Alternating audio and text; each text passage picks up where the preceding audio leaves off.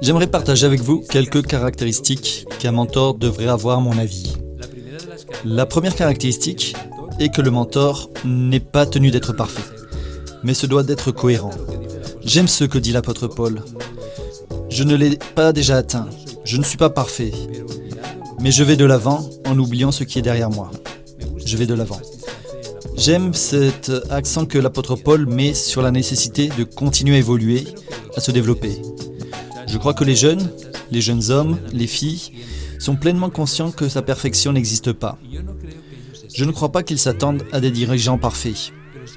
Je pense plutôt qu'ils veulent des leaders cohérents, des leaders qui reconnaissent leurs erreurs, qui sont prêts à les corriger, qui s'engagent à faire des recherches sur des sujets qu'ils ne maîtrisent pas et qui n'inventent rien, qui ne tiennent debout.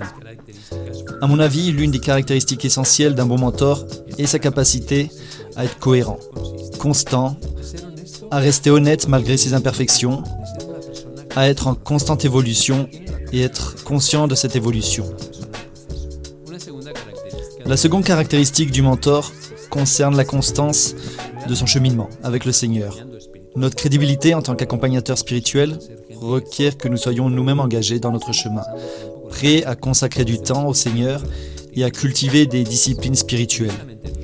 En toute honnêteté, il nous est impossible de transmettre aux autres une expérience que nous n'avons jamais vécue.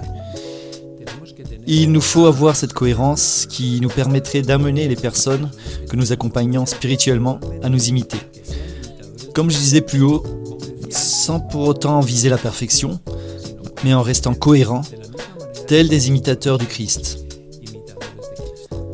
La constance de notre cheminement avec le Seigneur reste une caractéristique fondamentale de tout mentor. La grâce est la troisième caractéristique du mentor. La grâce est cruciale dans le processus d'accompagnement des autres.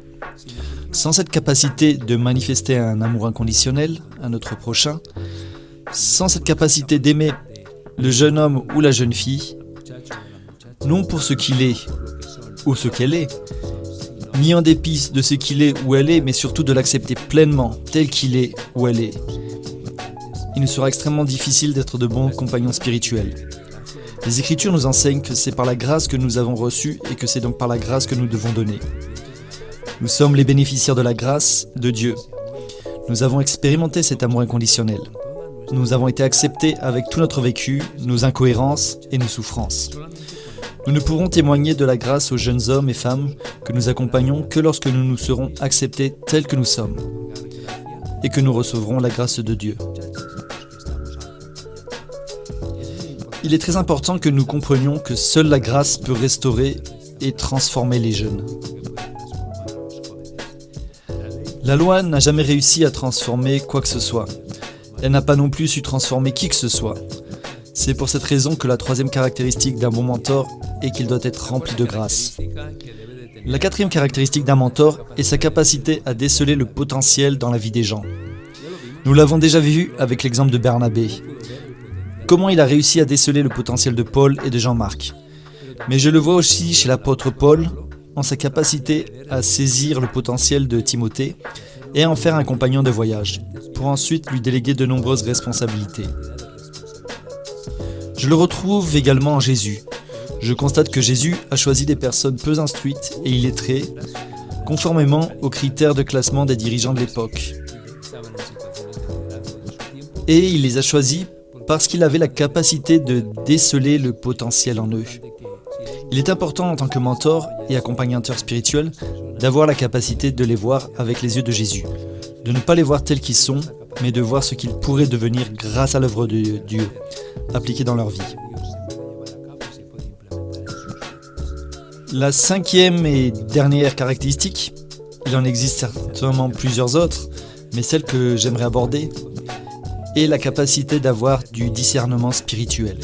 Il me semble très important de préciser que l'accompagnement spirituel, comme je l'ai déjà réitéré, n'est pas un programme.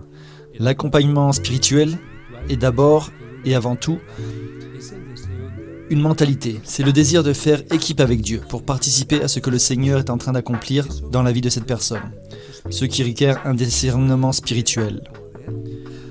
Pour ce faire, il est indispensable de faire appel à l'Esprit Saint dans notre processus de travail avec ce jeune homme ou cette jeune femme.